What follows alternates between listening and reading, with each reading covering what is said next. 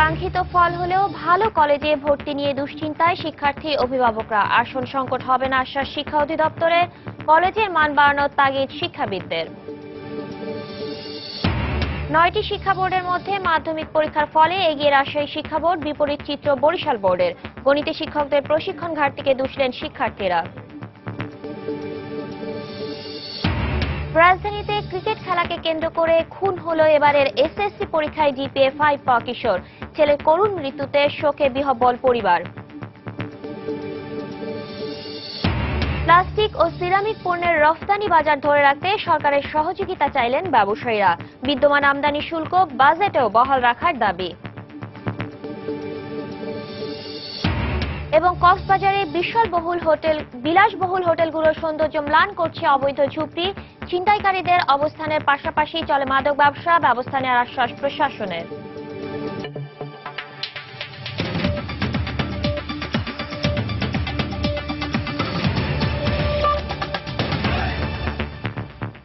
সময় সংবাদের সঙ্গে আছি আমি শাতিলা শারমিন। ভালো ফলাফলের পরও একাদশ শ্রেণীতে ভালো কলেজে ভর্তি নিয়ে দুশ্চিন্তায় শিক্ষার্থী ও তাদের অভিভাবকরা। তবে মাধ্যমিক উচ্চশিক্ষা অধিদপ্তরের মহাপরিচালক বলছেন, ভর্তি নিয়ে আসন সংকট হবে না। তবে ভালো কলেজের ধারণা সম্পর্কে শিক্ষার্থী ও অভিভাবকদের দৃষ্টিভঙ্গি পাল্টানোর পরামর্শ দিয়েছেন তিনি। এক্ষেত্রে সরকারি বেসরকারি উদ্যোগে কলেজগুলোর মান বাড়ানোর কথা বলছেন শিক্ষাবিদরা। বিস্তারিত ফেরদৌস লিপির রিপোর্টে। এসএসসিতে কাঙ্ক্ষিত ফলাফল পাওয়ার পর সারা দেশের শিক্ষার্থীরা এভাবে দিনটিতে আনন্দ উচ্ছ্বাসে মেতে ওঠে। কিন্তু তাদের এই আনন্দ বেশিক্ষণ স্থায়ী হয়নি। ভালো কলেজে ভর্তির দুশ্চিন্তায় ভাটা পড়ে উচ্ছ্বাসে। এবার সারা দেশে এসএসসিতে গড়ে পাশের হার 88.29%, যা গত বছরের তুলনায় 1.25% বেড়েছে।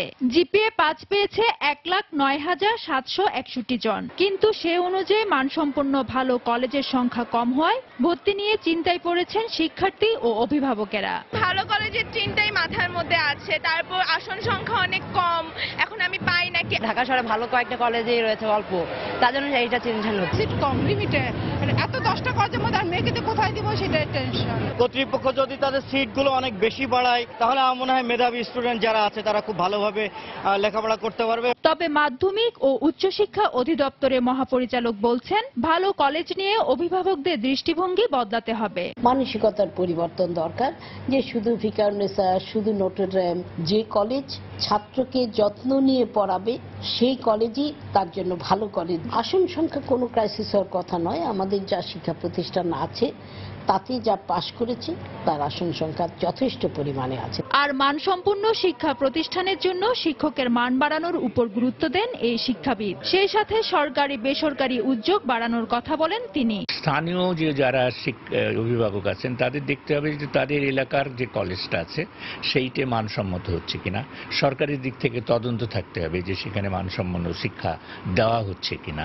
শিক্ষকের যে নিয়োগ দেওয়া হয় সেক্ষেত্রে যাতে যথার্থ নিয়োগ দেওয়া হয়। শিক্ষা মন্ত্রণালয়ের তথ্য অনুযায়ী সারা দেশে সরকারি বেসরকারি উচ্চ মাধ্যমিক কলেজের সংখ্যা 3,547টি, যেখানে প্রায় 16,14,085টি আসন রয়েছে। ফেরদৌস লিপি, সময় সংবাদ, ঢাকা। এবছর এসএসসি পরীক্ষায় গড় পাশের হার 88.29%, যা গতবারের চেয়ে 1.25% বেশি। এছাড়া সারা দেশে জিপিএ 5 পেয়েছে 1,09,761 শিক্ষার্থী। ফল হাতে পেয়ে আনন্দে মেতে ওঠে ঢাকা সহ দেশের বিভিন্ন শিক্ষা প্রতিষ্ঠানের শিক্ষার্থীরা। তাফসির বাবু ও ফয়সাল মোর্শেদকে সঙ্গে নিয়ে সেলিয়া সুলতানার রিপোর্ট। এই উল্লাস আনন্দের, এই উল্লাস বিজয়ের। শিক্ষা জীবনের অন্যতম সেরা এই সাফল্যকে উদযাপন করতে শিক্ষার্থীরা ঢোল আর বাদ্যের তালে তালে নেচে গিয়ে তাদের আনন্দের বহিঃপ্রকাশ করে নিজস্ব ঢঙে। বলে বোঝার মতো অনেক হ্যাপি, ইনশাআল্লাহ আরো ভালো করব। প্রকাশ করার মতো এত বেশি আনন্দ লাগছে। আজকে অনেক ভালো লাগছে, ইনশাআল্লাহ আমরা ইন্টারেও ফার্স্ট হব। প্রিয় সন্তান সন্তানের এমন অর্জনে আবেগ আপ্লুত হয়ে পড়েন অভিভাবক ও শিক্ষকরাও। এখন ইন্টারে আশা করি এরকম রেজাল্টটা ধরে রাখতে পারলে তারপরে হয়তো মেডিকেল বুয়েটে ইচ্ছা আছে। রেজাল্টটা ভালো হলে আমাদের কষ্টটা আর কষ্টই মনে হবে না। প্রথম অবদান তো মায়ের, তারপরে টিচাররা আমাদেরকে অনেক ভালো করে গাইড করেছেন। সে সারা বছরও যাই করুক থাকুক না কেন, ইনডিসিপ্লিন থাকুক না কেন, পাবলিক পরীক্ষার আগে সে একটু অবশ্যই সিরিয়াস হয় বলেই পাস করতে পারে। এবছর সারা দেশে এসএসসি পরীক্ষায় 8টি সাধারণ বোর্ড সহ 10টি বোর্ডে মোট অংশ নেয় 16,51,523 জন পরীক্ষার্থী। গড় পাশের হার 88.29%। পাশের হার ঢাকা শিক্ষা বোর্ড 88.67, রাজশাহী শিক্ষা বোর্ডে 95.70%, এছাড়া সিলেটে 84.77%, বরিশাল বোর্ডে 79.41%, যশোরে 91.85%, চট্টগ্রাম বোর্ডে 90.44%, কুমিল্লা বোর্ডে পাশের হার 84% এবং দিনাজপুর বোর্ডে 89.59%। এছাড়া মাদ্রাসা বোর্ডের দাখিলে 88.22% ও কারিগরি বোর্ডে 83.11% শিক্ষার্থী পাশ করেছে। অন্যদিকে সারা দেশে জিপিএ 5 পেয়েছে 1,09,761 জন। সারা দেশে পাশ করেছে এমন প্রতিষ্ঠানের সংখ্যা 4,734টি। এছাড়া আবারও ছেলেদের তুলনায় মেয়েরা 0.19% বেশি পাশ করেছে। এবারের পরীক্ষায় 10টি বোর্ডে মোট অংশ নিয়েছে 16,51,523 জন পরীক্ষার্থী। তেলিয়া সুলতানা, সময় সংবাদ, ঢাকা। এর আগে গতকাল সকালে গণভবনে প্রধানমন্ত্রী শেখ হাসিনার কাছে এসএসসি ও সমমানের পরীক্ষার ফল আনুষ্ঠানিকভাবে হস্তান্তর করা হয়। পরে প্রধানমন্ত্রী শেখ হাসিনা বলেন, বর্তমান সরকার শিক্ষার পরিবেশ নিশ্চিত করেছে বলেই পাশের হার বাড়ছে। তিনি বলেন, শিক্ষা জীবন শেষে যাতে কর্মসংস্থানের সুযোগ সৃষ্টি হয় সে লক্ষ্যে কাজ করছে সরকার। বুধবার সকালে প্রধানমন্ত্রীর হাতে 2016 সালের এসএসসি ও সমমানের পরীক্ষার ফলাফল তুলে দেন শিক্ষামন্ত্রী। 10টি বোর্ডের ফল হস্তান্তরের সময় বোর্ডের চেয়ারম্যান সহ শিক্ষা মন্ত্রণালয়ের অন্যান্য কর্মকর্তারাও উপস্থিত ছিলেন। পরীক্ষায় 88.29% পাশের হারে প্রধানমন্ত্রী সন্তোষ প্রকাশ করে শিক্ষা বিস্তারে তার সরকারের নেওয়া বিভিন্ন পদক্ষেপের কথা তুলে ধরেন। এ সময় প্রধানমন্ত্রী ভালো ফলাফল করায় শিক্ষার্থীদের অভিনন্দন জানিয়ে তাদেরকে লেখাপড়ায় আরো মনোযোগী হওয়ার আহ্বান জানান। পরীক্ষায় যারা উত্তীর্ণ হয়েছেন সবাইকে আমি আন্তরিক অভিনন্দন জানাচ্ছি। তবে এবারের ফলাফল অনেক ভালো। যারা এবার উত্তীর্ণ হতে পারেনি ভবিষ্যতে তারা আরো মনোযোগী হবে। আর ভবিষ্যতে যারা পরীক্ষা দেওয়ার প্রস্তুতি নিচ্ছে তাদেরকে আমি বলবো যে আরো মনোযোগ দিয়ে পড়াশোনা করতে হবে, যেন কেউ ফেল না করে। কারণ এখানে ফেল করার তো কোনো অর্থ হয় না। এত সুযোগ সুবিধা আমরা দিচ্ছি, বিশেষ করে আমরা সরকার গঠন করার পর আমাদের ছেলেমেয়েদের পড়ার পরিবেশ তৈরি করা, সমস্ত শিক্ষা প্রতিষ্ঠানগুলির উন্নত করা, সেগুলি যেমন ব্যবস্থা নিচ্ছি, সেই সাথে সাথে পিতামাতার বোঝাও আমরা কমিয়ে দিচ্ছি। কর্মসংস্থানের সুযোগ সৃষ্টিতে কারিগরি শিক্ষার উপরও গুরুত্ব দেন প্রধানমন্ত্রী। আমরা শুধু লেখাপড়া শিক্ষা দিয়ে ছেড়ে দেব না, তাদের কর্মসংস্থানের যে সুযোগটা সেটাও আমরা করে দিচ্ছি। কারিগরি শিক্ষাকে আমরা সবথেকে বেশি গুরুত্ব দিই, কারণ সাধারণ শিক্ষায় হয়তো সময় লাগে, কিন্তু কারিগরি শিক্ষা যারা গ্রহণ করবে তারা খুব দ্রুত কর্মসংস্থানের সুযোগ পাবে। কারণ আমাদের শিল্পায়ন হচ্ছে, নানা ধরনের কর্মকাণ্ড বৃদ্ধি পাচ্ছে, বেসরকারি খাতটাকেও আমরা উন্মুক্ত করে দিচ্ছি। সারা বাংলাদেশে আমরা 100টা অর্থনৈতিক অঞ্চল করে দিচ্ছি। একটাই উদ্দেশ্য যে ছেলেমেয়েরার জন্য সাথে সাথে কর্মসংস্থানের ব্যবস্থা হয়, বেকার সমস্যা দূর হয়। পরে ভিডিও কনফারেন্সের মাধ্যমে ঝালকাঠি ও পঞ্চগড় জেলার প্রশাসক, স্থানীয় জনপ্রতিনিধি ও শিক্ষার্থীদের সাথে মতবিনিময় করেন প্রধানমন্ত্রী। ইজাজ শৌমিক, সময় সংবাদ, ঢাকা। দেখছেন সময় সংবাদ। শুধু বিনোদন নয়, শিক্ষা ও সমাজ সংস্কারের লক্ষ্যে চলচ্চিত্র নির্মাণ করতে নির্মাতাদের আহ্বান জানিয়েছেন প্রধানমন্ত্রী শেখ হাসিনা। গতকাল বিকেলে রাজধানীর বঙ্গবন্ধু আন্তর্জাতিক সম্মেলন কেন্দ্রে জাতীয় চলচ্চিত্র পুরস্কার 2014 এর পুরস্কার বিতরণী অনুষ্ঠানে একথা বলেন তিনি। চলচ্চিত্রের মধ্য দিয়ে একটি সমাজ সংস্কার করা যায়, জনগণের কাছে একটা মেসেজ পৌঁছানো যায়, জনগণকে সমাজের কি কি জিনিসগুলি খারাপ ভালো সেগুলিও তাদের সামনে তুলে ধরা যায়।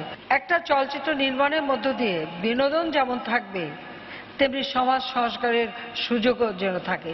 সমাজের খারাপ দিকগুলি মানুষের সামনে তুলে ধরে সেগুলিকে যে দমন করা যায়, আর ভালো হলে তার যে একটা সুন্দর উচ্চ স্থান পেতে পারে, এই বার্তাটা সবার কাছে পৌঁছে দিতে হবে।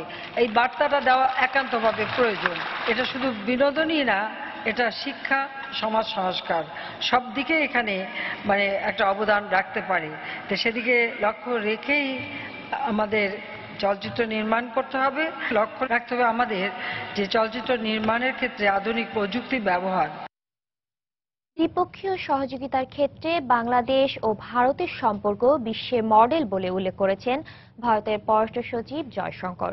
গতকাল সন্ধ্যায় গণভবনে প্রধানমন্ত্রী শেখ হাসিনার সঙ্গে সাক্ষাৎ করে একথা বলেন তিনি। সার্ক কৃত্রিম উপগ্রহ সহায়তার জন্য বাংলাদেশ সরকারকে নিজ সরকারের পক্ষ থেকে ধন্যবাদ জানান ভারতের পররাষ্ট্র সচিব। ত্রিপুরা থেকে বাংলাদেশে এবং বাংলাদেশ থেকে ভারতের উত্তর পূর্বাঞ্চলের রাজ্যগুলোতে বিদ্যুৎ পাঠানোর বিষয়ে বৈঠকে আলোচনা হয়। এ সময় প্রধানমন্ত্রী বাংলাদেশের সঙ্গে ভারতের স্থলসীমা চুক্তিকে ঐতিহাসিক হিসেবে উল্লেখ করেন বলে জানান প্রধানমন্ত্রীর প্রেস সচিব ইহসানুল করিম।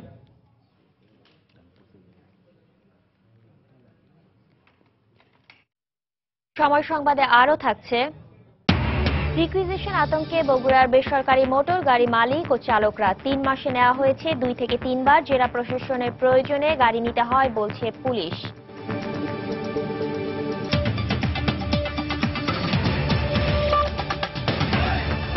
রাজধানীর মিরপুর জনতা হাউজিং এর সংঘর্ষে বাবুল শিকদার নিহত হওয়ার ঘটনায় অভিযুক্ত বন্ধু বিধানকে এখনো আটক করতে পারেনি পুলিশ।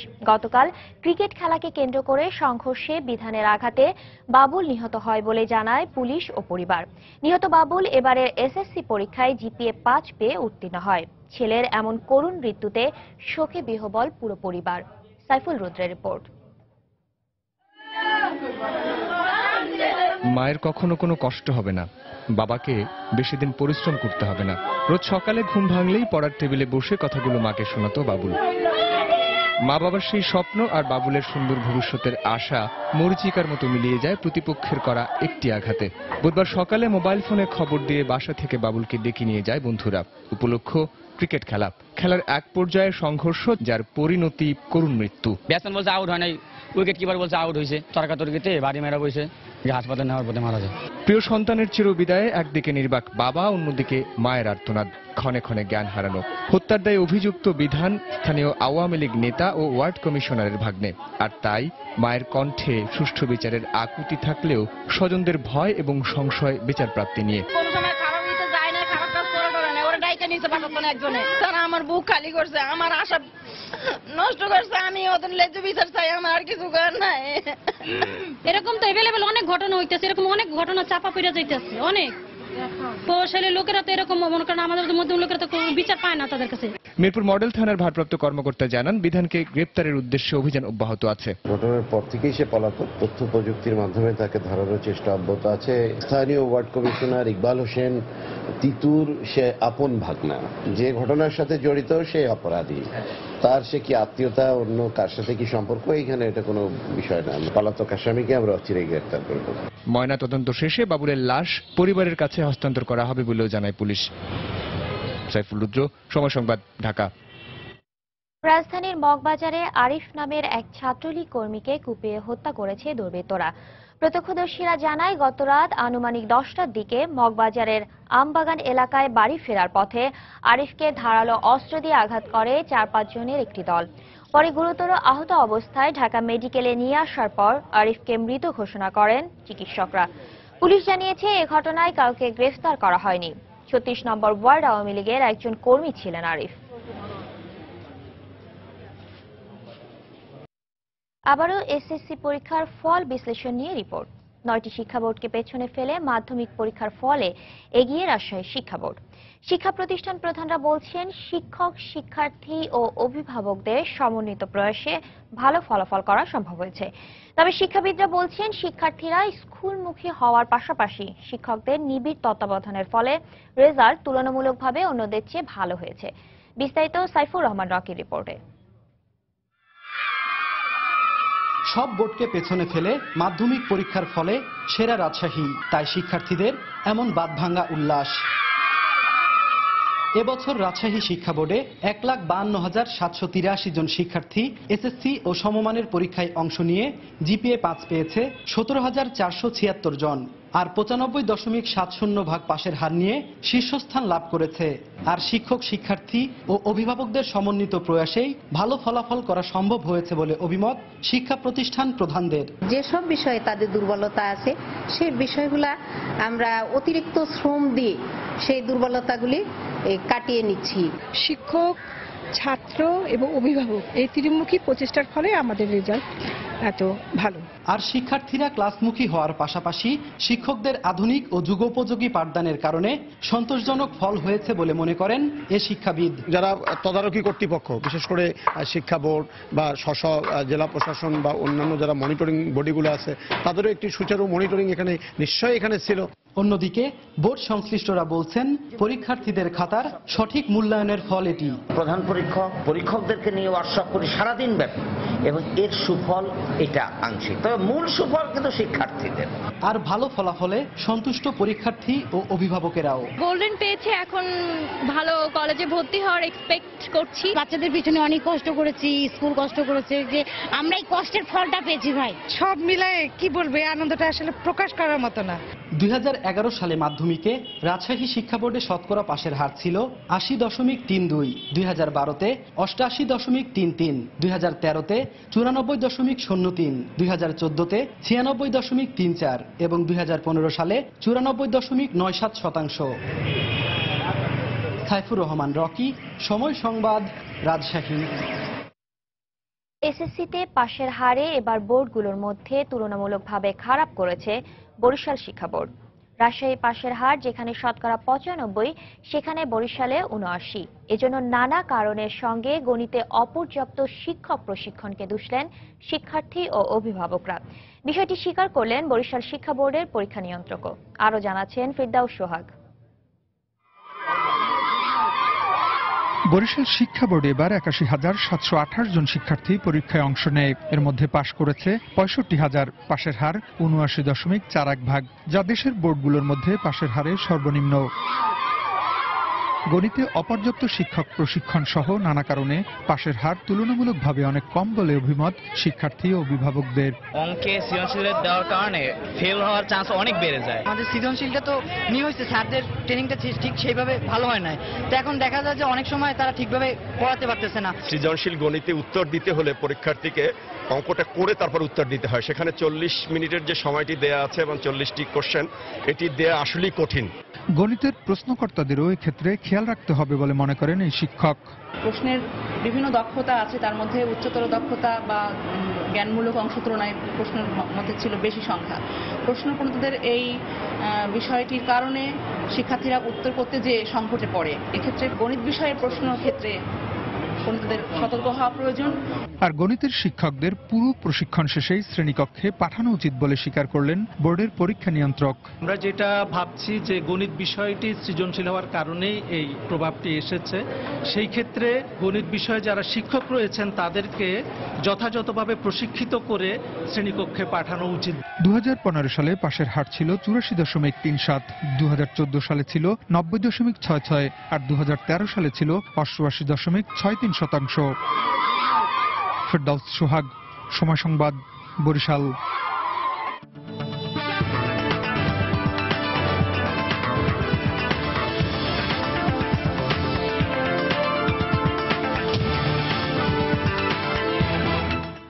সম্ভাবনাময় হলেও কিছুটা পিছিয়ে পড়েছে প্লাস্টিক ও সিরামিক শিল্প। শিল্প সুরক্ষায় বিদেশ থেকে আমদানি করা প্লাস্টিক ও সিরামিক পণ্যের উপর বিদ্যমান সম্পূরক শুল্ক আগামী বাজেটেও বহাল রাখার দাবি জানিয়েছেন এ দুটি খাতের উদ্যোক্তারা।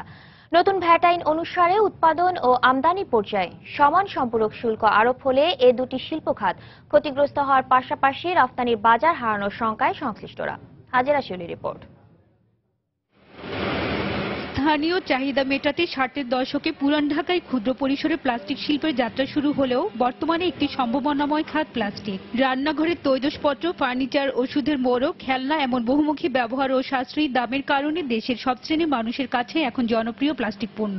বিদেশে রফতানি করেও বছরে প্রায় 5,000 কোটি টাকার বৈদেশিক মুদ্রা আয় করছে এ খাত। এক্ষেত্রে রফতানির বাজারে প্রতিযোগিতার সক্ষমতা ধরে রাখা ও কমপ্লায়েন্স পূরণে বাজেটে প্লাস্টিক পণ্য আমদানির ওপর সম্পূরক শুল্ক বহাল রাখার পাশাপাশি রফতানি প্রণোদনা প্রদানের শর্ত প্রত্যাহারের দাবি এই শিল্প সংশ্লিষ্টদের। সাপ্লিমেন্টারি ট্যাক্স যদি কমাতে হয় তাহলে আমাদের প্রোটেকশনটা কিভাবে নেব আমরা? দেশে যেহেতু আমরা এখনো র মেটেরিয়ালস নিজেরা করতে পারি না, আমাকে বিদেশি র মেটেরিয়ালস দিয়ে ট্যাক্স দিয়ে র মেটেরিয়ালস নিয়ে আসতে হয়, তার মানে তৈরি পণ্যের কস্টটা কিন্তু আমার একটু বেশি। তো সুতরাং আমি যদি ফিনিশ গুডসকে যদি প্রোটেকশন না দিতে পারি তাহলে কিন্তু বিদেশি পণ্য চলে আসবে। আমাদের এক্সপোর্টের জন্য 10% ক্যাশ ইনসেন্টিভ ঘোষণা করেছেন, কিন্তু কতগুলি শর্ত দিয়েছেন। সমজাতীয় যে সকল অন্যান্য ইন্ডাস্ট্রি যেমন গার্মেন্টস ইন্ডাস্ট্রি, টেক্সটাইল ইন্ডাস্ট্রি, তাদেরকে কিন্তু এই শর্তগুলি দেয়নি। এছাড়া প্লাস্টিকের তৈজসপত্রে ভ্যাট অব্যাহতি বহাল রাখা, কাঁচামালের শুল্ক কমানো ও প্লাস্টিক প্যাকেজিং আমদানিতে শুল্ক হার বাড়ানোর দাবি তাদের। প্যাকেজিং এর জন্য যে সমস্ত লাগে পলিস্টার ফিল্ম, বিওপিপি, এটাও আমরা বানাতে পারি না। ইম্পোর্ট করে যখন আমি আনি তখন 10%, 15% আমরা দিয়ে আমরা প্রসেস করে তারপরে আমরা বাজারে ছাড়ি। এইখানে আমরা কম্পিটিটিভ হতে গেলে তাহলে আমাদেরকে আপনি ডিউটি কমাতে।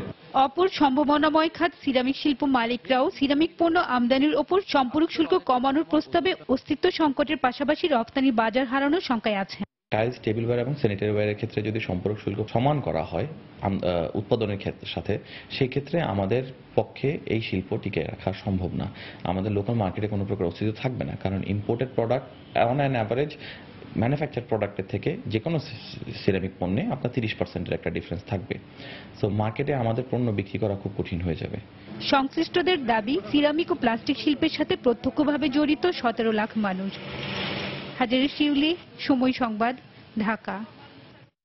আমার সংবাদে আরো থাকছে, বেদখল হয়ে যাচ্ছে চাঁদপুরের মতলব খাল, ভরাট করে গড়ে তোলা হচ্ছে নানা স্থাপনা। বর্ষা মৌসুমে জলাবদ্ধতার কারণে স্বাস্থ্য ঝুঁকিতে পড়বে পৌরবাসী।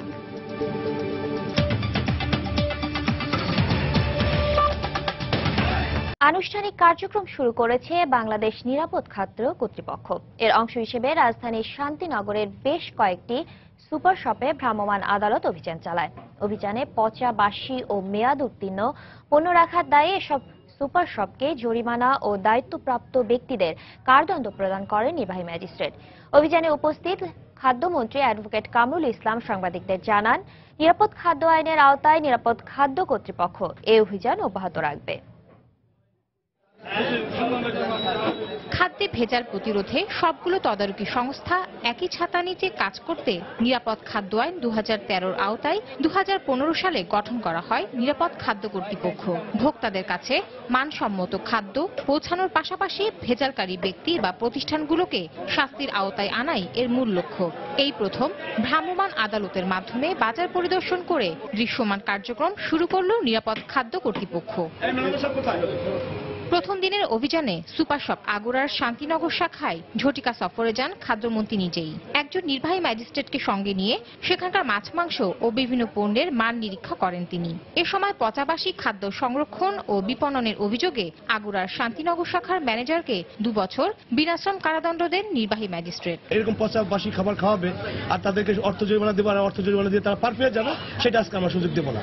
আজকে যিনি এই অপরাধ করেছেন, যিনি এই কোম্পানির মালিক, তাকে 2 বছর বিনাশ্রম কারাদণ্ড প্রদান করা হলো।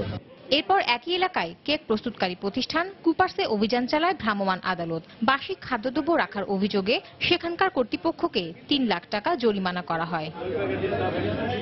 একইভাবে শান্তিনগরের অপর একটি সুপার শপ মিনা বাজারে অভিযান চালিয়ে পচা মাছ ও মেয়াদোত্তীর্ণ পণ্য রাখার দায়ে নিরাপদ খাদ্য আইনের 34 ধারায় 3 লাখ টাকা জরিমানা করেন ভ্রাম্যমাণ আদালত কর্তৃপক্ষ। অভিযান চলাকালে খাদ্যমন্ত্রী সাংবাদিকদের জানান, এখন থেকে নিরাপদ খাদ্য কর্তৃপক্ষ নিয়মিত বাজার মনিটর করবে। মেয়াদোত্তীর্ণ মাল, পচা মাংস, পচা মাছ এবং কোনো কাগজপত্র প্রদর্শন করতে পারে নাই। এই অবস্থা যদি আগুরার মতো দোকানে হয় তাহলে অন্যান্য সাধারণ দোকানগুলোতে কি অবস্থা হতে পারে। এখন থেকে প্রতি সপ্তাহে আমাদের ম্যাজিস্ট্রেটের মাধ্যমে আমাদের অভিযান অব্যাহত থাকবে। এসব অভিযানের মাধ্যমে বিভিন্ন তদারকি সংস্থা পরিচালিত কার্যক্রমের মধ্যে সমন্বয়হীনতা ঘুচবে বলেও আশাবাদ ব্যক্ত করেন খাদ্যমন্ত্রী। তাহসিনা জেসি, সময় সংবাদ, ঢাকা। রিজার্ভ চুরির ঘটনায় বাংলাদেশ ব্যাংকের অন্তত একজন কর্মকর্তার সম্পৃক্ততার প্রমাণ পেয়েছে যুক্তরাজ্যের federal bureau of investigation FBI। ওয়াল স্ট্রিটে প্রকাশিত প্রতিবেদনে এফবিআই জানায়, বাংলাদেশ ব্যাংকের নিরাপত্তা বলয় ভেঙে অর্থ চুরির এ ঘটনায় ব্যাংকের আরও কর্মকর্তা সম্পৃক্ত থাকতে পারে। এদিকে রিজার্ভ চুরির ঘটনা তদন্তকারী মার্কিন সাইবার নিরাপত্তা প্রতিষ্ঠান ফায়ারআই সংবাদ মাধ্যম ব্লুমবার্গকে জানিয়েছে, এ ঘটনায় পাকিস্তান, উত্তর কোরিয়া এবং তৃতীয় কোনো দেশের সম্পৃক্ত থাকার প্রমাণ পেয়েছেন তারা। তবে বাংলাদেশের তদন্ত পুলিশ বলছে, সুইফটের অবহেলার কারণে এ ঘটনা ঘটেছে। সুইফট বলছে, বাংলাদেশ ব্যাংকের নিরাপত্তাজনিত দুর্বলতার জন্য রিজার্ভ চুরির এমন ঘটনা ঘটেছে। এ দায় কোনোভাবেই সুইফট নেবে না বলেও জানায় আন্তর্জাতিক আন্তঃব্যাংক লেনদেনে কারিগরি সহায়তা দানকারী প্রতিষ্ঠানটি।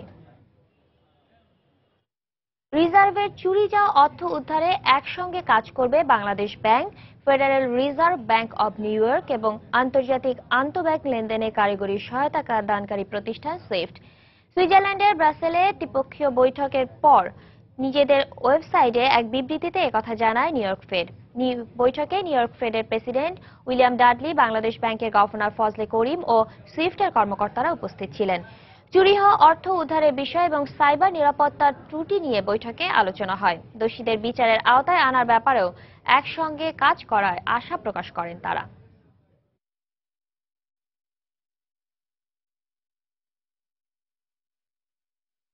আন্তর্জাতিক নার্স দিবস উপলক্ষে রাজধানীর পুরান ঢাকা থেকে একটি বর্ণাঢ্য র্যালি করেছে আসগর আলী হাসপাতালের নার্সরা। সকালে আসগর হাসপাতালের সামনে থেকে র্যালিটি শুরু হয়ে বিভিন্ন সড়ক প্রদক্ষিণ করে আবার হাসপাতাল প্রাঙ্গণে এসে শেষ হয়। র্যালিতে আসগর আলী হাসপাতাল সহ সিটি গ্রুপের বিভিন্ন প্রতিষ্ঠানের কর্মচারীরা অংশ নেন। র্যালিতে নার্সরা বিভিন্ন ধরনের প্লাকার্ড, ফেস্টুন নিয়ে অংশগ্রহণ করেন। প্রায় শতাধিক নার্স এই র্যালিতে অংশগ্রহণ করেন। ব্রিটিশ নাগরিক ফ্লোরেন্স নাইটিঙ্গেল 1854 সালে নার্সদের আধুনিকায়নে কাজ শুরু করেন। 1974 সালের পর থেকে 12 মে তার জন্মদিনে সারা বিশ্বে এ নার্স দিবস পালন করা হয়।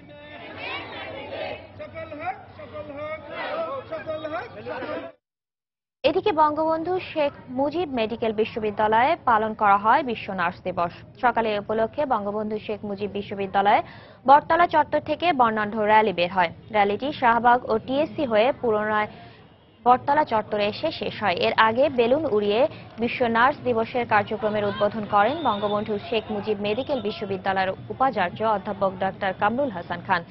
অন্যদিকে নার্স দিবস ও ফ্লোরেন্স নাইটিঙ্গেলের জন্মদিন উপলক্ষে র্যালি করেছে ডক্টর সিরাজুল ইসলাম মেডিকেল কলেজের ডাক্তার, নার্স ও কর্মচারীরা। সকালে র্যালিটির উদ্বোধন করেন কলেজের অধ্যক্ষ অধ্যাপক ডক্টর এম এ আজিজ। সেটি হাসপাতাল প্রাঙ্গণ থেকে শুরু হয়ে জাতীয় প্রেস ক্লাবে এসে শেষ হয়। জামাত শিবির নিষিদ্ধ করা এখন সময়ের ব্যাপার বলে মন্তব্য করেছেন বাণিজ্যমন্ত্রী তোফায়েল আহমেদ। গতকাল সচিবালয়ে বাংলাদেশ ও নেপালের মধ্যে 2 দিনব্যাপী সচিব পর্যায়ে বৈঠক নিয়ে ব্রিফিংয়ে তিনি কথা বলেন। তিনি বলেন, জনগণই জামাত শিবিরকে প্রত্যাখ্যান করবে। জনগণের আদালত হল সবচেয়ে বড় আদালত। জনগণের আদালতই তো বিচার হচ্ছে জামাতের। জামাত সম্বন্ধে আজকে মানুষের কি ধারণা? জামাত নিষিদ্ধ ব্যাপার, সময়ের ব্যাপার। জামাত তো ইতিমধ্যে জঙ্গি বিভিন্ন নামে তারা নাশকতা সৃষ্টি করার চেষ্টা করে, ইতিমধ্যেই তারা করছে। যতগুলো জঙ্গি সংগঠন বাংলাদেশের পত্রপত্রিকায় দেখা যায়, এই সবগুলোর মূলই তো জামাত এবং বিএনপির লোক আছে। মানবতা বিরোধী অপরাধের অভিযোগে দল হিসেবে জামায়াতে ইসলামের বিচার করতে ট্রাইব্যুনাল সংশোধন আইন শিগগিরই মন্ত্রিসভায় উত্থাপন করা হবে বলে জানিয়েছেন আইনমন্ত্রী অ্যাডভোকেট আনিসুল হক।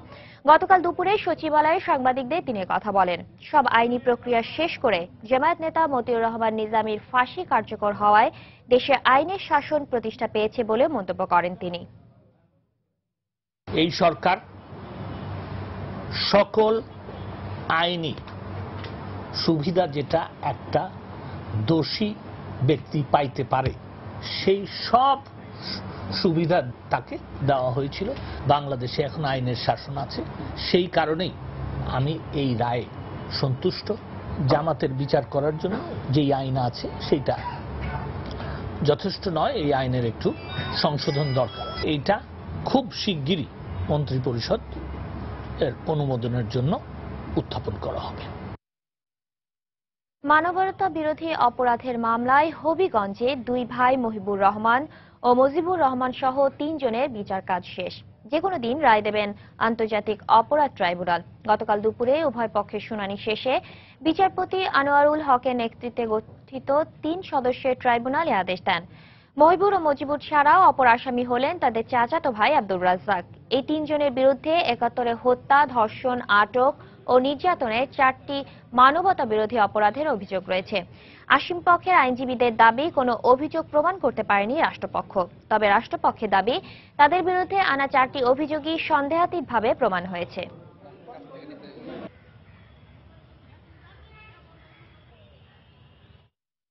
দিনাজপুরের দক্ষিণে হিলিসহ 4টি উপজেলায় এবার ধানের বাম্পার ফলন হয়েছে, কিন্তু উৎপাদন খরচের তুলনায় ধানের আশানুরূপ দাম না পাওয়ায় হতাশ এ অঞ্চলের কৃষকরা।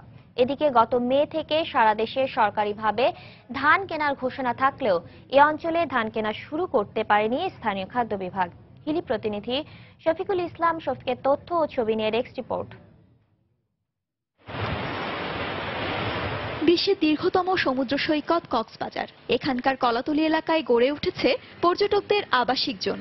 ইতিমধ্যে এই আবাসিক জোনে পরিবর্তনের ছোঁয়া লেগেছে। বিলাসবহুল ও তারকামানের হোটেল, মোটেল ও রিসোর্টের দৃষ্টিনন্দন অবকাঠামো পর্যটকদের বিমোহিত করে। কিন্তু এসব প্রাসাদের পাশে গড়ে ওঠা অসংখ্য অবৈধ ঝুপড়িঘর সৌন্দর্যকে নষ্ট করছে। অভিযোগ রয়েছে ঝুপড়ির আড়ালে এখানে চলে মাদক ব্যবসা, একই সঙ্গে ছিনতাইকারীদের নিরাপদ আশ্রয়ও এগুলো। তাই দ্রুত এ ব্যাপারে ব্যবস্থা নেওয়ার দাবি জানিয়েছেন পর্যটক ও সংশ্লিষ্ট ব্যবসায়ীরা। ঝুপড়ি ঘরগুলোর কারণে পরিবেশের সৌন্দর্য নষ্ট হচ্ছে এবং পর্যটকরা এখানে বিব্রত বোধ করে, নিরাপত্তাহীনতা ভোগে। ড্রাগ নেই এখানে, কিছু ছেলেপেলে আছে সারাদিন ঘুরপাক করে, যে ছিনতাইকারী হলে তো তখন একটা ঝামেলা। পর্যটকদের নিরাপত্তার কথা ভেবে এই ঝুপড়ি ঘরগুলোর উচ্ছেদের ব্যাপারে সরকারিভাবে পদক্ষেপ নেওয়া উচিত। হোটেল মালিকদের অভিযোগ, বারবার জানানোর পরও অদৃশ্য কারণে জেলা ও পুলিশ প্রশাসন এ ব্যাপারে কোনো ব্যবস্থা নিচ্ছে না। এই বস্তিগুলো উচ্ছেদের জন্য আমরা একাধিকবার জেলা প্রশাসন এবং পুলিশ প্রশাসনের কাছে লিখিতভাবে আবেদন করি, কিন্তু অজ্ঞাত কারণে কোনো কার্যকরী পদক্ষেপ এ পর্যন্ত নেওয়া হয়নি। তবে অতিরিক্ত জেলা প্রশাসক জানালেন, পর্যটকদের নিরাপত্তায় এসব অবৈধ ঝুপড়ি উচ্ছেদ করা হবে। স্থাপনাগুলো সেখান থেকে আমরা রিপোর্টগুলো কালেক্ট করছি এবং অবৈধ স্থাপনাকারীদের সেখান থেকে অপসারণের জন্য দ্রুত ব্যবস্থা গ্রহণ করছি। ট্যুরিস্ট পুলিশের দেয়া তথ্য মতে 2015 সালে 23 জুলাই হোটেল মোটেল জোনে ছিনতাইকারীদের ছুরিকাঘাতে নিহত হয় ট্যুরিস্ট পুলিশের কনস্টেবল মোহাম্মদ পারভেজ। গত 6 মাসে পুলিশের হাতে আটক হয় 44 জন ছিনতাইকারী। সময় সংবাদ, কক্সবাজার। কক্সবাজারের পর্যটন জোনে গড়ে ওঠা বিলাসবহুল রং বেরঙের হোটেলগুলোর সৌন্দর্যকে ম্লান করে দিচ্ছে যা অবৈধ ঝুপড়ি, তা নিয়ে দেখছিলেন একটি বিশেষ প্রতিবেদন। দিনাজপুরের দক্ষিণে হিলিসহ 4টি উপজেলায় এবার ধানের বাম্পার ফলন হয়েছে, কিন্তু উৎপাদন খরচের তুলনায় ধানের আশানুরূপ দাম না পাওয়ায় হতাশ এ অঞ্চলের কৃষকরা। এদিকে গত মে থেকে সারা দেশে সরকারিভাবে ধান কেনার ঘোষণা থাকলেও এ অঞ্চলে ধান কেনা শুরু করতে পারেনি স্থানীয় খাদ্য বিভাগ। হিলি প্রতিনিধি শফিকুল ইসলাম শফিকের তথ্য ছবি নিয়ে ডেস্ক রিপোর্ট। আবহাওয়া অনুকূলে থাকায় দিনাজপুরের দক্ষিণের উপজেলাগুলোতে এবার বোরো ধানের বাম্পার ফলন হয়েছে। প্রতি বিঘা জমিতে চিকন জাতের ধানের উৎপাদন হচ্ছে 18 থেকে 20 মণ, আর মোটা জাতের ধানের উৎপাদন হচ্ছে 22 থেকে 25 মণ। কিন্তু সরকার থেকে প্রতি মণ ধানের দাম 930 টাকা নির্ধারণ করে দিলেও খোলা বাজারে এবং আড়তগুলোতে প্রতি মণ মোটা জাতের ধান বিক্রি হচ্ছে 400 টাকায় এবং চিকন জাতের ধান বিক্রি হচ্ছে 600 টাকায়। কৃষকরা এজন্য আড়তদার এবং সিন্ডিকেট চক্রকে দায়ী করলেও আড়তদাররা বলছেন ভিন্ন কথা। সরকার যেটা দাম বাজার করে দিচ্ছে সেই দামটা আমরা পাচ্ছি না। ধান নিয়ে গেলে বাজারে নিয়ে গেলে কত, এখন বাজারে প্যাটি নেই, একপত্র নেই, আবহাওয়া খারাপ, এই জন্য কত ধানের বাজার কম। কৃষকেরা একদম মানে 12 তাল পড়ে গেছে ধান নিয়ে, তাই না পারছে প্যাটে ঘর টাকা দিবে, না পারছে ধান বেচতে। এইরকম যদি চলে তো বছরে দেখা যাচ্ছে যে আমাদের জমি বেচে খেতে হবে। মিলাররা আমাদের অর্ডার দেয়, যেভাবে অর্ডার দেয় সেভাবে আমরা কিনি। আমাদের বাজার কমে গেলে ওরাই আবার বলে যে ধীরে কিনেন, আবার হয়তো বাজার জল চাহিদা হয় আমাদের কিনেন বাজার বরাবর কিনেন। এদিকে গেল 5 মে থেকে সরকারি উদ্যোগে ধান কেনার কথা থাকলেও হিলিসহ আশপাশের উপজেলায় এখনো শুরু হয়নি স্থানীয় খাদ্য বিভাগের ধান সংগ্রহের অভিযান। আমরা এখন পর্যন্ত কোনো ধান কেনার ব্যাপারে চিঠিপত্র পাইনি। চিঠিপত্র পাওয়ার পর আমরা ধান কেনার ব্যাপারে প্রয়োজনীয় ব্যবস্থা গ্রহণ করব। জেলার 13টি উপজেলায় এবার 1,73,376 হেক্টর জমিতে ধানের আবাদ হয়েছে। এখান থেকে 6,74,000 টন চাল উৎপাদনের লক্ষ্য নির্ধারণ করা হয়েছে। সময় সংবাদ, হিলি। রিকুইজিশন আতঙ্কে দিন কাটছে বগুড়ার বেসরকারি মোটর গাড়ি মালিক ও চালকদের। অনেকের গাড়ি 3 মাসের মধ্যে 2 থেকে 3 বার রিকুইজিশন করা হয়। গাড়ি ধরলেই পুলিশের নানা হয়রানির মুখে পড়তে হয় বলে অভিযোগ মালিকদের। অবশ্য পুলিশ বলছে জেলা প্রশাসন ও তাদের প্রয়োজনে গাড়ি নিতে হয়। বিস্তারিত মাজিদুর রহমানের রিপোর্টে ছবি তুলেছেন রবিউল ইসলাম। আমি 3 দিন খাচ্ছি, 3 দিনে আমার 1100 টাকা গ্যাস দিছে, এতে আমার খরচ গেছে 2000 টাকা। তাইলে এই 900 টাকা আমার পকেটের থেকে খরচ হয়েছে। রিকুইজিশন করা ও রাস্তার মোড়ে মোড়ে পুলিশে হয়রানি নিয়ে ক্ষোভের কথা জানালেন বগুড়া মোহাম্মদ আলী হাসপাতালের সামনে রেন্ট এ কার স্ট্যান্ডের ড্রাইভার হেলাল উদ্দিন। 2 মাসের মধ্যে তার মাইক্রোবাসকে 2 বার রিকুইজিশন করা হয়েছে। শুধু হেলাল উদ্দিনই নয়, এই স্ট্যান্ডের অনেক কার ও মাইক্রোবাস মালিক ড্রাইভারদের এমন অভিযোগ ট্রাফিক পুলিশের বিরুদ্ধে।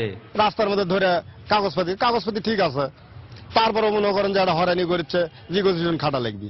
রাস্তায় সিগন্যাল দিলেই টাকা দিতে হয় তাদেরকে, 200 টাকা 500 কাগজপাতি সব ওকে, তারপরেও পুলিশ ধরে কি এ চাকার বিট নাই। কাগজপাতি নিয়ে যাওয়ার পরেও মিসাই করছে দাও 500, দাও 1000, আবার পুলিশ ধাক্কাও মারিচ্ছে।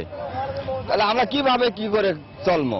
জেলা প্রশাসকের নির্দেশে ও তাদের কাজের জন্য বিভিন্ন সময় গাড়ি নেওয়ার কথা স্বীকার করলেও মোড়ে মোড়ে চাঁদাবাজির কথা অস্বীকার করেন এই ট্রাফিক পুলিশ কর্মকর্তা।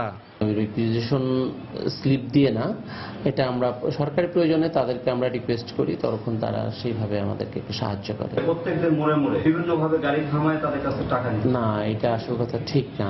পুলিশ বিভাগের গাড়ির স্বল্পতার কথা উল্লেখ করে পুলিশের এই ঊর্ধ্বতন কর্মকর্তা জানালেন, প্রায় শতাধিক টহল ডিউটির জন্য সিএনজি, অটোরিকশা সহ গাড়ি তাদের কাছে নিতে হচ্ছে। প্রতিদিন আমাদের 75 থেকে 80টি মোবাইল টিম রাত্রে কাজ করে, কিন্তু আমাদের অপারেশনাল গাড়ি আছে মাত্র 20 থেকে 25টি। সেই ঘাটতিগুলো পূরণ করার জন্যই আমাদের গাড়িগুলো বিভিন্ন সিএনজি বা অন্যান্য গাড়ি বা মাইক্রোবাস আমাদের রিকুইজিশন করতে হয়। গড়ে প্রতিদিন পুলিশের কাজে রিকুইজিশন ছাড়াও 40টি সিএনজি অটোরিকশা ও 5টি মাইক্রোবাস টহলের জন্য নেওয়া হয়। জেলা প্রশাসনের নির্দেশে গত 3 মাসে 600 মাইক্রোবাস, পিকআপ ও সিএনজি রিকুইজিশন করা হয়েছে। মাজিদুর রহমান, সময় সংবাদ, বগুড়া। বেদখল হয়ে যাচ্ছে চাঁদপুরের মতলব খাল। প্রভাবশালীদের ছত্রছায়ায় খালের দুপার ভরাট করে গড়ে তোলা হচ্ছে নানা স্থাপনা। এতে বর্ষা মৌসুমে জলাবদ্ধতা সৃষ্টির কারণে চরম স্বাস্থ্য ঝুঁকির মধ্যে থাকতে হয় পৌরবাসীকে। তবে মেয়র বলছেন, অবৈধ দখলদারদের বিরুদ্ধে ব্যবস্থা নেওয়া হবে। ফারুক আহমেদের তথ্য ও কৃষ্ণকান্তদের ছবি নিয়ে ডেস্ক রিপোর্ট। ধনাগদা নদী থেকে উৎপত্তি চাঁদপুরের মতলব খাল। একসময় নদীর মতোই প্রশস্ত ও প্রবাহমান ছিল এটি। চলাচল করত বিভিন্ন নৌযান। তবে কালের বিবর্তনে জৌলুস হারিয়ে ক্রমেই শুরু হয়ে যাচ্ছে খালটি। দখলদারদের দৌলতে বন্ধ হতে চলেছে পানি প্রবাহ। খালের দুতীর ভরাট করে প্রায় 2 কিলোমিটার এলাকা জুড়ে গড়ে তোলা হয়েছে অসংখ্য স্থাপনা। এই অবস্থায় বর্ষা মৌসুমে জলাবদ্ধতা সৃষ্টি সহ পরিবেশ বিপর্যয়ের আশঙ্কা পৌরবাসীর। খালটির উভয় পাশে আবাসিক এলাকা গড়ে উঠতেছে, খালটি যাতে দখলমুক্ত থাকে আমাদের এটাই প্রত্যাশা। পয় নিষ্কাশনের জন্য আমাদের শহরে যেই ময়লা আবর্জনা তা তো মূলত খাল দিয়ে যায়। এখন যদি আমাদের খালগুলো অবৈধভাবে ভরাট হয়ে যায় তাহলে তো এটা তো জনগণের জন্য অনেক খারাপ হবে। এখানে স্পিড বোটের মাধ্যমে দূর দূরান্ত থেকে রোগীরা আসে। এই খালটা আমাদের এলাকার জন্য খুবই অত্যন্ত প্রয়োজন। দিন দিন খালটি শুরু হয়ে যাওয়ায় নৌপথে আসা রোগীদের বিড়ম্বনার কথা জানালেন ICDDRB স্বাস্থ্য গবেষণা কেন্দ্রের এ কর্মকর্তা। খালের দুপাশ ভরাট হয়ে যাওয়ার কারণে খালটি শুরু হয়ে গেছে, যা রোগীদের যাতায়াতে বাধাগ্রস্ত করতেছে। সো এই খালের নাব্যতা বজায় রাখা অত্যন্ত জরুরি। অবশ্য সরেজমিনে পরিদর্শন শেষে দখলদারদের বিরুদ্ধে ব্যবস্থা গ্রহণের আশ্বাস দিলেন পৌর মেয়র। সরেজমিনে এসে দেখলাম এই খালটুকু দুপাশই বালু দিয়ে বাঁশ দিয়ে ভরাট করে ফেলছে। ইউনিসাব আছে, সিলিন্ডার আছে, জেলা প্রশাসক আছে, পরিবেশ আন্দোলন আছে, তাদের সাথে আলাপ আলোচনা করে আমি এরা শীঘ্রই ব্যবস্থা নেব। দীর্ঘ 15 কিলোমিটারের এই খালটি মতলব পৌরসভা সহ আশপাশের বিভিন্ন এলাকার পানি নিষ্কাশন ও জলাবদ্ধতা নিরসনের একমাত্র ব্যবস্থা। সময় সংবাদ, চাঁদপুর। দেশের বাইরের খবর। ইরাকের রাজধানী বাগদাদে আলাদা 3টি আত্মঘাতী গাড়ি বোমা হামলায় অন্তত 93 জন নিহত, শতাধিক আহত হয়েছেন। নিহতের সংখ্যা বাড়তে পারে বলে আশঙ্কা প্রকাশ করেছে হাসপাতাল কর্তৃপক্ষ। হতাহতদের মধ্যে বেশিরভাগই নারী ও শিশু বলে জানিয়েছেন পুলিশ কর্মকর্তারা। হামলার পরপরই এক অনলাইন বার্তায় 3টি হামলারই দায় স্বীকার করেছে IS। প্রত্যক্ষদর্শীরা জানায়, বুধবার সকালে শিয়া অধ্যুষিত সদরের একটি ব্যস্ত বাজারে এই হামলা চালানো হয়। বিকেলে উত্তরাঞ্চলীয় খাদেমিয়ায় পরপর 2 দফা গাড়ি বোমা হামলা চালানো হয়।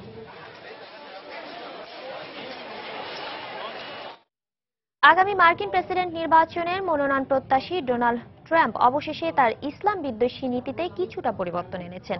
বুধবার ফক্স নিউজ রেডিওকে দেওয়া এক সাক্ষাৎকারে তিনি বলেন, মুসলমানদের যুক্তরাষ্ট্রে প্রবেশে নিষেধাজ্ঞার বিষয়টি শুধুমাত্র একটি প্রস্তাব ছিল। তিনি আরো বলেন, গত বছর প্যারিসে ভয়াবহ হামলার পর তিনি এই ঘোষণা দিয়েছিলেন, কারণ তখন মুসলমানরা পশ্চিমা বিশ্বের নিরাপত্তার জন্য হুমকি হয়ে দাঁড়িয়েছিল। কিন্তু এখন তার মনোভাব কিছুটা ভিন্ন। ট্রাম্প বলেন, যদি নিষেধাজ্ঞা আরোপ করা হয় তবে তা হবে অস্থায়ী। গেল কয়েকদিন ধরেই লন্ডনের নতুন মেয়র সাদিক খান ডোনাল্ড ট্রাম্পের মুসলমান বিদ্বেষী নীতি পরিবর্তনের আহ্বান জানিয়ে আসছিলেন। গেল মঙ্গলবার ট্রাম্প সাদিকের আহ্বান প্রত্যাখ্যান করে জানিয়ে দেন, তিনি মার্কিন প্রেসিডেন্ট নির্বাচিত হলে লন্ডনের মেয়র হিসেবে সাদিক যুক্তরাষ্ট্রে প্রবেশ করতে পারবেন। এর মাত্র একদিন পরে নিজের অবস্থান পরিবর্তন করলেন এই রিপাবলিকান মনোনয়ন প্রত্যাশী।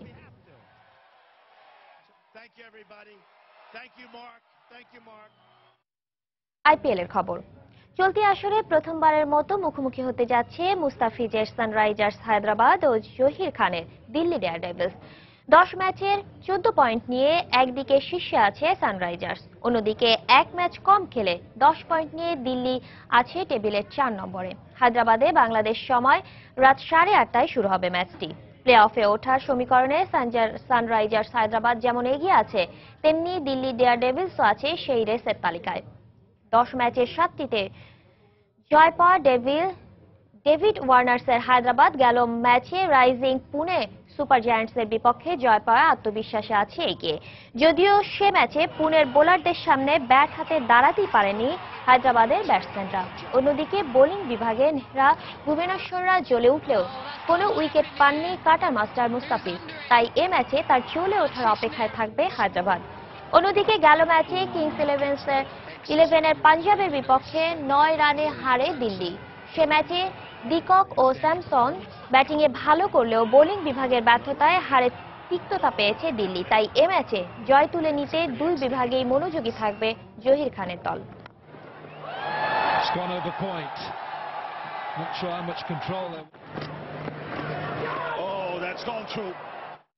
এ পর্যায়ে শীর্ষ সংবাদ জানিয়ে দিচ্ছি আরেকবার। কাঙ্ক্ষিত ফল হলেও ভালো কলেজে ভর্তি নিয়ে দুশ্চিন্তায় শিক্ষার্থী ও অভিভাবকরা। আসন সংকট হবে না আশ্বাস শিক্ষা অধিদপ্তরের, কলেজের মান বাড়ানোর তাগিদ শিক্ষাবিদদের। 9টি শিক্ষা বোর্ডের মধ্যে মাধ্যমিক পরীক্ষার ফলে এগিয়ে রাজশাহী শিক্ষা বোর্ড। বিপরীত চিত্র বরিশাল বোর্ডের, গণিতের শিক্ষকদের প্রশিক্ষণ ঘাটতিকে দুষলেন শিক্ষার্থীরা। রাজধানীতে ক্রিকেট খেলাকে কেন্দ্র করে কিশোর নিহত হওয়ার ঘটনা, এখনো আটক হয়নি কেউ। জিপিএ 5 পাওয়া সন্তানের মৃত্যুতে বাকরুদ্ধ বাবা মা। প্লাস্টিক ও সিরামিক পণ্যের রপ্তানি বাজার ধরে রাখতে সরকারের সহযোগিতা চাইলেন ব্যবসায়ীরা। বিদ্যমান আমদানি শুল্ক বাজেটেও বহাল রাখার দাবি। এবং কক্সবাজারে বিলাসবহুল হোটেলগুলোর সৌন্দর্য ম্লান করছে অবৈধ ঝুঁকি। ছিনতাইকারীদের অবস্থানের পাশাপাশি চলে মাদক ব্যবস্থা নেওয়ার আশ্বাস প্রশাসনের। এই ছিল এখনকার মতো। যে কোনো খবর পেতে ভিজিট করুন সময়নিউজ.tv। যে কোনো বাংলা লিংক, রবি, সিটিসেল নম্বর থেকে সময় সংবাদের খবর, অনুষ্ঠান সম্পর্কে জানতে এবং যে কোনো তথ্য সময় সংবাদকে জানাতে ডায়াল করুন 16242 নম্বরে। এছাড়া এইমাত্র পাওয়া খবর মোবাইলে পেতে SMS করুন *SN লিখে পাঠিয়ে দিন 16242 নম্বরে। সঙ্গে থাকুন সময়ের।